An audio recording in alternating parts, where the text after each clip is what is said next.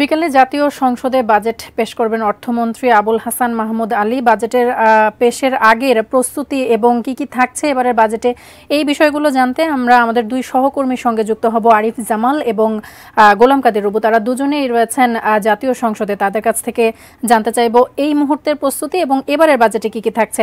প্রথমে একটু যেতে চাই আরিফ জামালের সঙ্গে যুক্ত হয়ে, তার কাছ থেকে জানতে চাই যে এবারের প্রস্তুতি কেমন দেখছেন। 3টায় তো পাশ হবে, বাজেট পেশ হবে, কেমন দেখছেন প্রস্তুতি?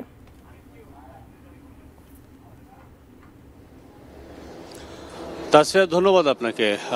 আপনি যেটা বললেন যে আজকে বাজেটের সমাবেশ, এটা আমরা সবাই জানি। আজকে বিকেল 3টায় অর্থমন্ত্রী আবুল হাসান মাহমুদ আলী সংসদে বাজেট পেশ করবেন। 2024-25 অর্থ বছরের বাজেট, প্রায় 8 লাখ কোটি টাকার এই বাজেট, এবং অর্থমন্ত্রী হিসেবে কিন্তু এটা তার প্রথম বাজেট।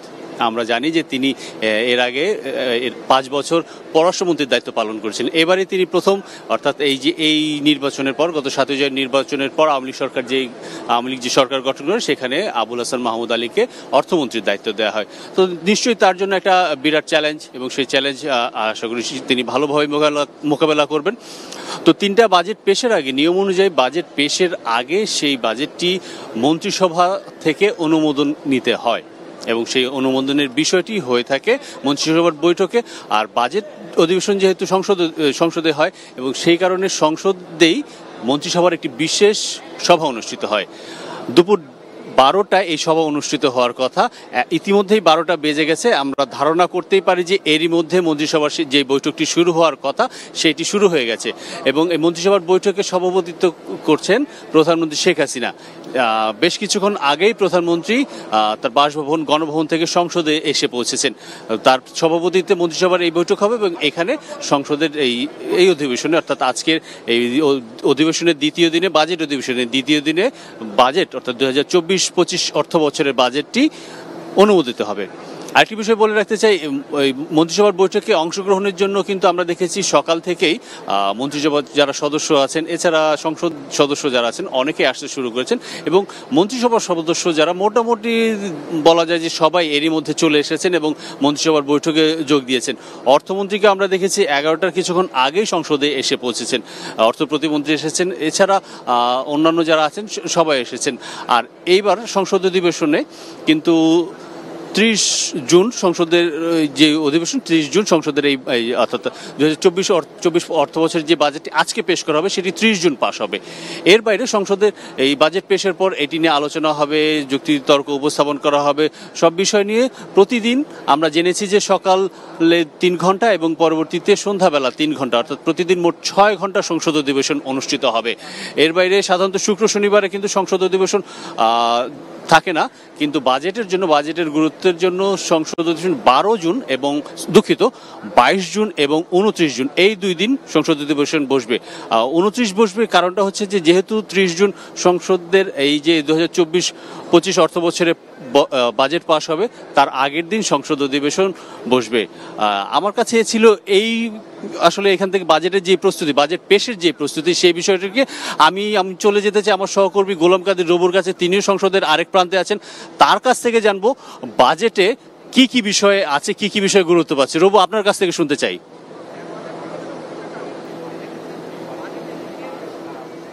আরিফ, আপনাকে ধন্যবাদ। হ্যাঁ তাসফি, আপনি তো বাজেট দেওয়ার যে প্রস্তুতি সংসদ সচিবালয় নিয়েছে সে ব্যাপারে শুনলেন। তো এখন আমি একটু জানাতে চাই যে বাজেটটি কেমন হচ্ছে এবং বাজেটে কি কি বিষয় থাকছে। প্রথমে যেটি বলি সেটি হচ্ছে আন্তর্জাতিক মুদ্রা তহবিলের পরামর্শ ছিল যে এবারের বাজেটটি ছোট করার।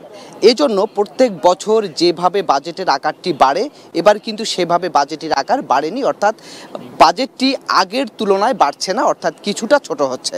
তার অর্থ এই নয় যে বাজেটের পরিমাণ কমছে, বরং বাজেটের পরিমাণ টাকার অঙ্কে বাড়ছে, কিন্তু সার্বিকভাবে আগের বছরের তুলনায় বাজেটের আকারটা কমেছে। আর বাজেটের আকারটি যেটি আমরা জানতে পেরেছি সেটি এরই মধ্যে আপনিও জেনেছেন এবং আপনার মাধ্যমে দর্শকরাও জেনেছে, সেটি হচ্ছে 7,97,000 কোটি টাকার এই বাজেটটি আসছে। তো তো এই বাজেটটিতে অর্থমন্ত্রী যেটি জানিয়েছেন যে জনগণকে একটু স্বস্তি দেবেন এবং সেই সঙ্গে অর্থনীতিতে যে মন্থর ভাব রয়েছে সেই মন্থর ভাবে তিনি কিছুটা গতিশীলতা আনবেন। এই জন্য অর্থমন্ত্রী এই বাজেটে বিভিন্ন রকমের পদক্ষেপ নিচ্ছেন। বিশেষ করে জিনিসপত্রের দাম কমানোর জন্য নিত্য পণ্য যেগুলো মানুষ সব সময় ব্যবহার করে সেগুলোর শুল্ক তিনি কমাচ্ছেন। সেই সঙ্গে যারা গরিব মানুষ, যাদের কোনো আয় নেই, তারা যাতে এই উচ্চ মূল্যস্ফীতির মধ্যেও যাতে টেকসই তারা থাকতে পারে, স্বাভাবিকভাবে খেয়ে পড়ে বাঁচতে পারে, সেই জন্য তিনি সামাজিক নিরাপত্তার যে আকার সেই আকারটিও তিনি বাড়িয়েছেন।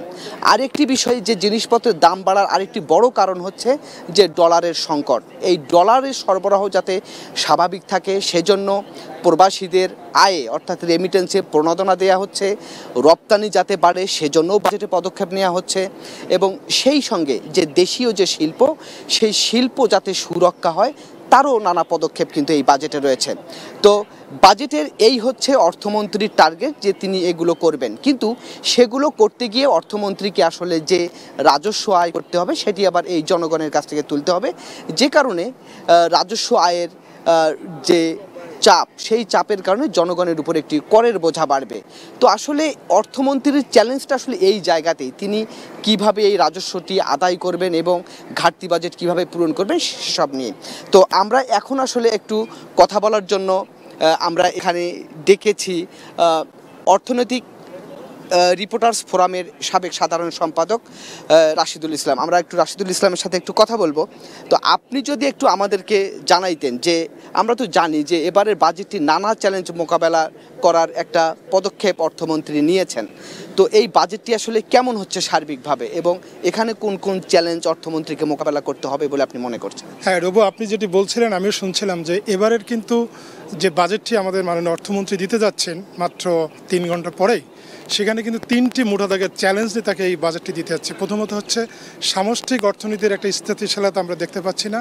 আরেকটি হচ্ছে আপনি গত 2.5 বছর যাবত আমরা দেখছি যে উচ্চ মূল্যস্ফীতির মধ্যে দিয়ে আমরা যাচ্ছি। আরেকটি হচ্ছে রাজস্ব আয়ের, আমরা কিন্তু অর্থ সংকটের কারণে সরকার কিন্তু এবার সংকোচনমূলক বাজেট দিতে বাধ্য হচ্ছে। এরকম একটি বড় দাগের 3টি চ্যালেঞ্জ নিয়ে আমরা এবার যে বাজেট দিতে যাচ্ছেন মাননীয় অর্থমন্ত্রী, সেইগুলো কীভাবে বাস্তবায়ন করবে সেটা হচ্ছে তার কাছে একটি বড় চ্যালেঞ্জ।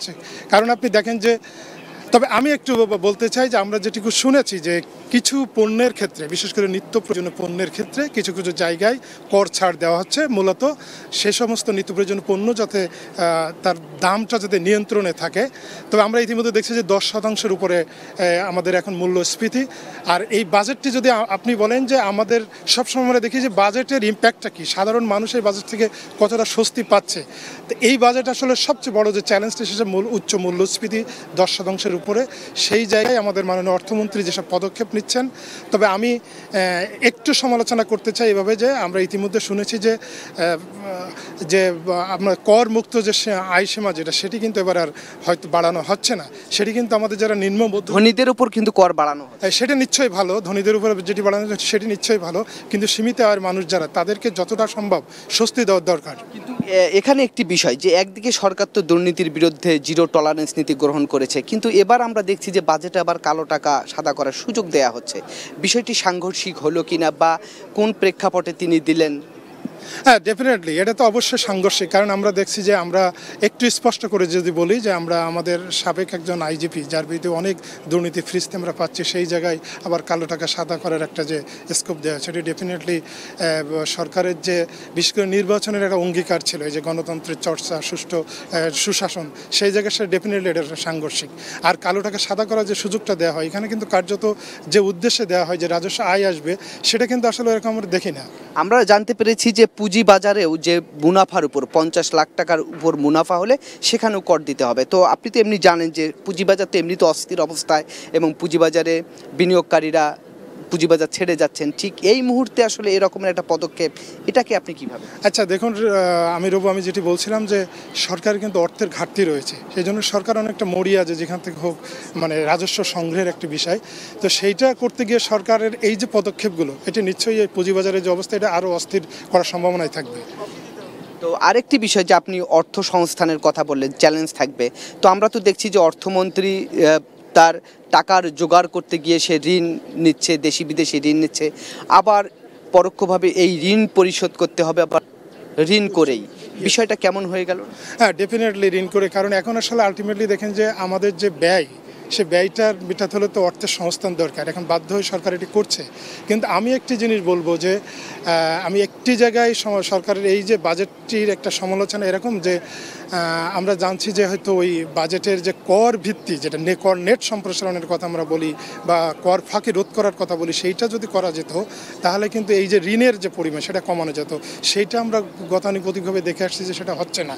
সেই জায়গাটাতে আসলে মানে জোর দেওয়ার দরকার। আরেকটি বিষয় আমি বলবো যে এবারের বাজেটে একটি ভালো দিক যদি বলেন, যে আপনিও দীর্ঘদিন অর্থনৈতিক সাংবাদিকতা করেন, আমরা প্রতি বছর দেখি যে মিনিমাম আমাদের যে বাজেটের যে আকার সেটা 10 থেকে 13% বা কখনো 14% সম্প্রসারণ হয়।